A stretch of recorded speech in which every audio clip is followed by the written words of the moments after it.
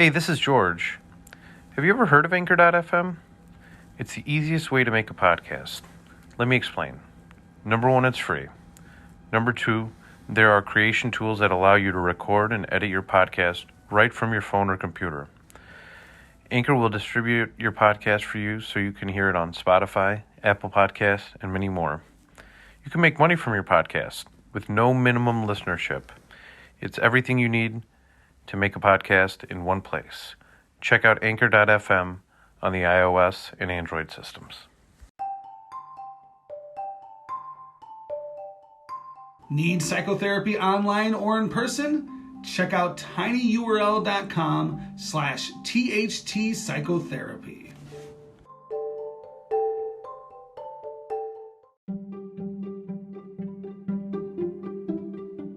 The George Brassey podcast is made possible with funding provided from Brassey Global Strategies, LLC, a leading political consulting, public policy, government affairs, and research firm. Are you interested in running for elected office? Need advice? Call or email George, 708-769-5015. Brassey Global Strategies 1@gmail.com. Snowstorm forces Chicago Heights to close City Hall. Snowstorm forces Chicago Heights to close City Hall, Chicago Heights, Illinois. Snow was on everybody's mind at Wednesday night's Chicago Heights City Council meeting. The Chicago area was hit by a major snowstorm, and Chicago Heights had about 10 inches of snow dumped on it Tuesday and Wednesday. City Hall was closed Wednesday afternoon because of the winter storm, and garbage pickup on Wednesday and Thursday was also postponed. And students at Chicago Heights School District 163 went to remote learning Wednesday because of the storm. The mayor's chief of staff, Karen Zaranti, thanked city workers for their efforts. She told the council that city workers had been working round the clock to keep city streets open and safe, and would continue to do so throughout the duration of the storm. Fifth Ward Alderman George Brassey also lauded city workers, saying, "The snowstorm we have experienced in recent days has been terrible, but the City of Chicago Heights Public Works Department has done an excellent job in maintaining the roads during the snowstorm. Each and every resident's request that was submitted to my office was addressed in a quick and efficient fashion." Christopher Bykoskas, 4th Ward Alderman, added that Public Works is working diligently, doing a great job cleaning up the streets. In other business, Zaranti said that the city would be hosting its second Illinois Department of Public Health clinic offering vaccinations and booster shots 11 a.m. to 3 p.m. Saturday, February 12 at City Hall. The council also approved an ordinance renewing the city's employee health insurance policy and premium. The city expects to see premiums remain roughly the same. The city's benefits and insurance consultant told the council that he was able to negotiate lower rates with its insurer, Blue Cross/Blue Shield PPO, despite higher prescription drug usage by the 231 employees covered under the policy. Snowstorm forces Chicago Heights to close City Hall.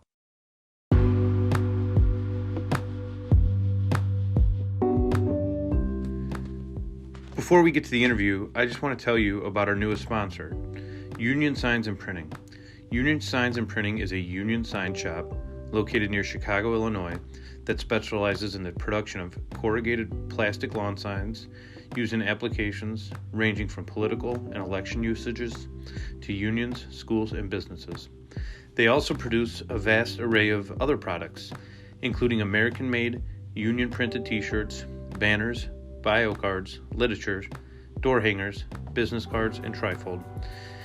Get a hold of Union Signs and Printing at 815-740-1688 or find them on the internet at unionsignsandprinting.com. And don't forget to tell them you heard about their services on the George Brassey podcast. I'm so glad to welcome Flossmoor Village Trustee Gary Daggett to the podcast. Gary, thanks for coming on. Oh, thanks, George. I appreciate you having me.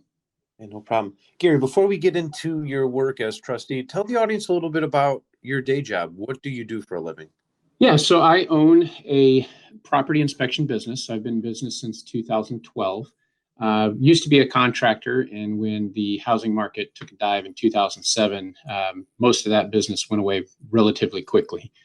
So when it came time to get back into it, I was looking for something a little bit different. And the real estate agent that helped us buy our house in 2010 had suggested that maybe I should think about becoming a home inspector and that she would give me her business. So I figured it was worth a shot and started doing it in 2012 after I got licensed, and started building it from there. So did it kind of on a part-time basis at the beginning, and it grew pretty quickly. And now the company does over 800 inspections a year.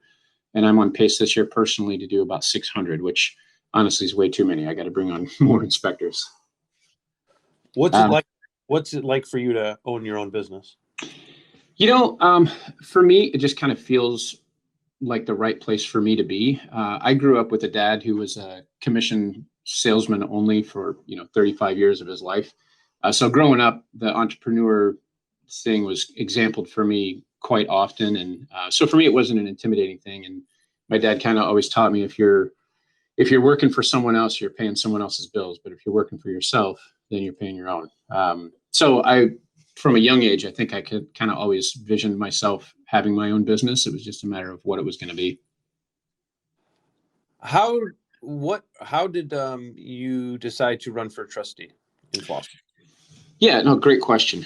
So my wife and I moved to Flossmoor in 2010, and I grew up in a small town in West Virginia till I was 12. So that's kind of embedded in me. And the mayor was actually my neighbor 2 doors down, Mayor Leach. And I always looked up to Mayor Leach, and I didn't really know what he did, but I always looked up to him because he was the big personality in town.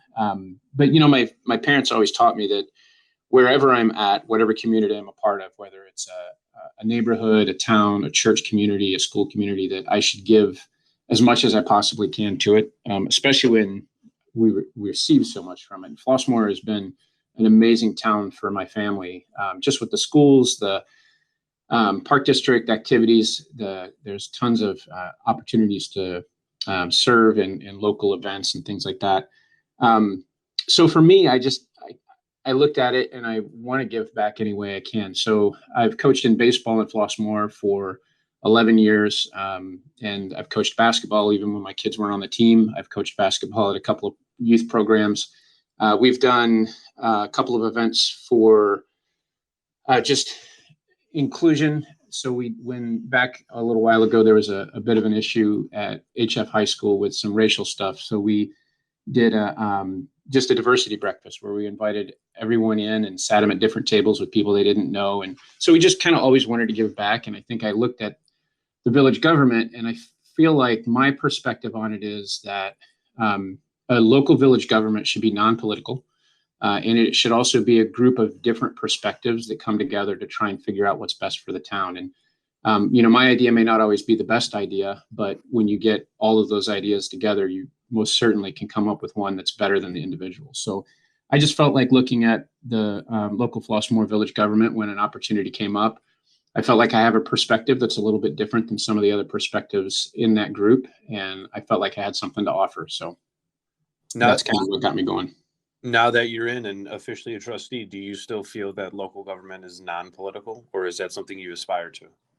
No, I do feel like in Flossmoor, we've actually done a pretty good job of keeping it non-political. I think the main focus, as I've seen, again, I've only been in a couple of months, but from what I see, everyone there really is trying to work together to figure out what the best, what the best solution or answers are for the individual issues that's coming up. Now, obviously, some political perspective is going to come into that, but I think for the most part, we do a pretty good job of keeping it non-political.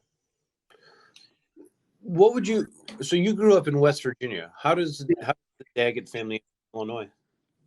Yeah, so that's a really good question. So, as we were getting older, just being completely honest, my dad kind of looked around and saw what was happening to some of the other youth in the area, and he just decided that he wanted something better for his family. So he had worked in his job and built a really good business for himself there. And he basically started all over and moved us to Illinois because he wanted us to have better opportunity for education and just a better opportunity to be in a situation where he felt like we would grow with better character and better opportunity. So he just up and moved, started all over. And so does the family move from West Virginia to Flossmoor, or from West Virginia to prior to Flossmoor? Yeah, so we originally moved to Orland Park. So we moved to Orland Park in 1988, and I went to Carl Sandburg High School, graduated there in 1995. Did a little bit of junior college at Moraine Valley, and then eventually got married and moved out to the western suburbs. So my wife and I, when we first got married, were in Naperville and Bolingbrook for a while. And I finished out most of my junior college at College DuPage. And then we moved back to Orland for a bit. And then it got to a point where we were trying to figure out where we wanted to live. And I'm in an interracial marriage, and my wife is Black. So one of the things that was really important for us was diversity. So we kind of narrowed down the areas of diversity. And Homewood and Flossmoor was kind of the first place that we looked at, mostly because we didn't have a lot of money at the time and we could afford it a little bit better.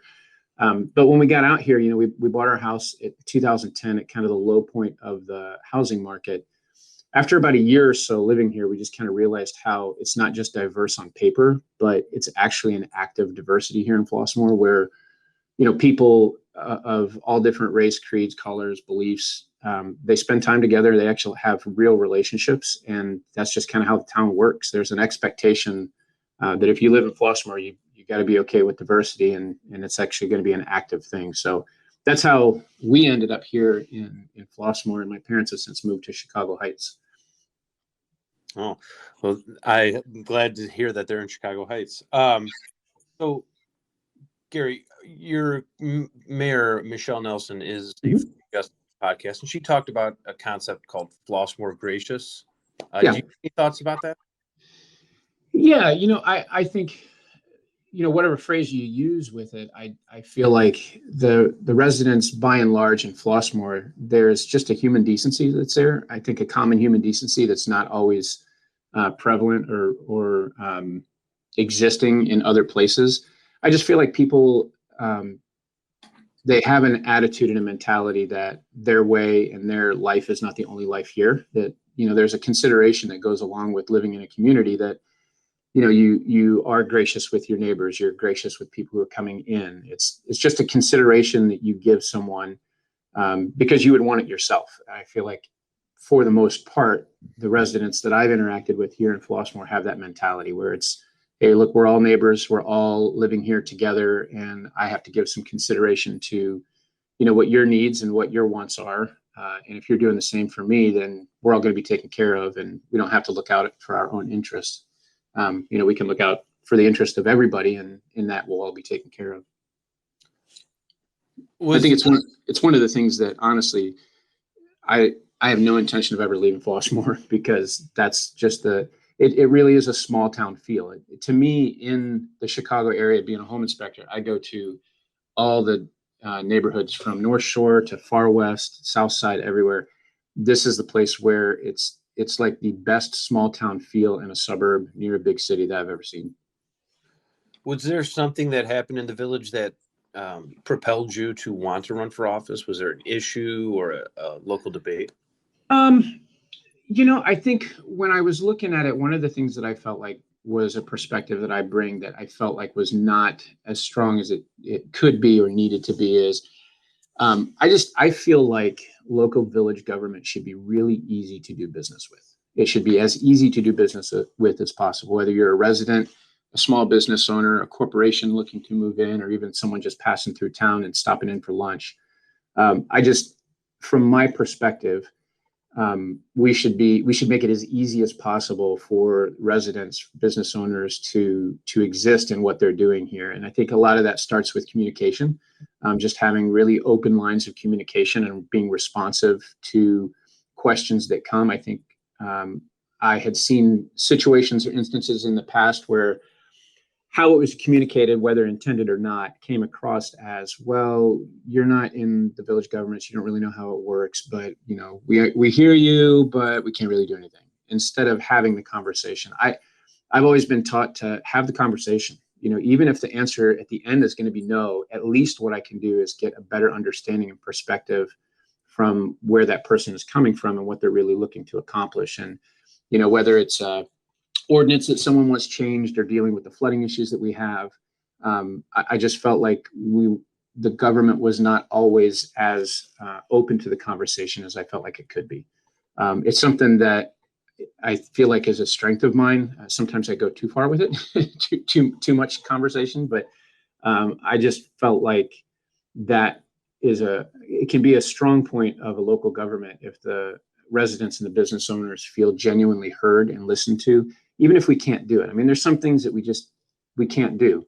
But if we're listening, maybe we can come up with some things that will help in other areas to make it easier for those residents or business owners. So I felt like that was a big area that just from my perspective and experience, I felt like we could grow in as a village government. What are some of your goals for your term? Yeah, so first, and we kind of just talked about it a little bit, is I want to do everything that I can to make sure that people feel listened to and heard by the Flossmoor government. I think that's my number one goal, is just that we are viewed at the end of my first 4 years, that we're viewed as a village that is easier to do business with than we were when I started, that people feel like there are avenues to be heard and listened to, that their ideas are relayed to the board and the mayor and the village manager so that those things can be considered and we can come up with some great ideas.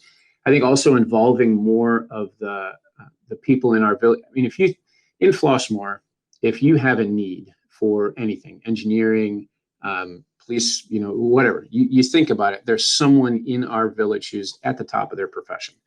It's one of the things that we have that's pretty amazing, whether education, medicine, I mean, we've got it all. And I think inviting those professionals in more and more to get their ideas and perspectives.